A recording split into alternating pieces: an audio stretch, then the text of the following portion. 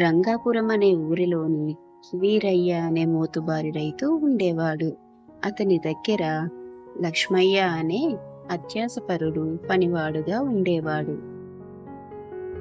లక్ష్మయ్య వీరయ్య దగ్గర తోట పని, ఇంటి పని, అన్ని పనులు తానే చూస్తూ ఉండేవాడు. వీరయ్య కూడా తాను అడిగిన దానికన్నా ఎక్కువ డబ్బులే ఇచ్చేవాడు. వీరయ్య తాను అడిగిన డబ్బుల కన్నా ఎక్కువ ఇచ్చినా, తనను ఎంత బాగా చూసుకున్నా ఇంకా ఏదో కావాలని ఆశపడుతూ అసంతృప్తితో గడిపేవాడు. వీరయ్య భార్య మాత్రం లక్ష్మయ్యను నమ్మేది కాదు. వీరయ్యకి లక్ష్మయ్య మంచివాడు కాదని చెప్పినా వీరయ్య అంతగా పట్టించుకునేవాడు కాదు. వీరయ్య భార్య మాత్రం లక్ష్మయ్యని అలా కనిపెడుతూ ఉండేది. లక్ష్మయ్య అప్పుడప్పుడు చిన్న చిన్న దొంగతనాలు చేసేవాడు. అంతేకాకుండా ఒకరోజు వీరయ్య దాచుకున్న డబ్బుల పెట్టె మీద కనపడింది.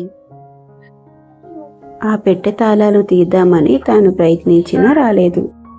లక్ష్మయ్య ఒకరోజు వీరయ్య దగ్గరికి వచ్చి, అయ్యా, నేను పని మానేసి వెళ్ళిపోతాను.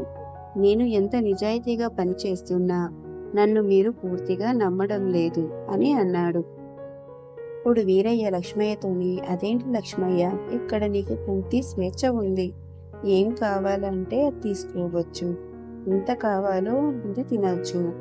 అంతేకాదు, నా పెట్టె తాళాలు కూడా ఇక్కడే అందుబాటులో ఉన్నాయి అంటూ వేలాడుతున్న తాళాలని చూపిస్తూ అన్నాడు. ఇప్పుడు వెంటనే గబాలున అతను ఆ పెట్టెతో తాళం తెరుచుకోవడం లేదే అంటూ నోరు జారి నాలుక కరుచుకున్నాడు. అప్పుడు వీరయ్య, నేను అడిగినప్పుడల్లా డబ్బులు ఇస్తుండగా నీకు తాళంతో పనే నచ్చింది లక్ష్మయ్య అని అన్నాడు. నీ తీరు గురించి నా భార్య చెప్తున్నా నేనే అంతగా పట్టించుకోలేదు.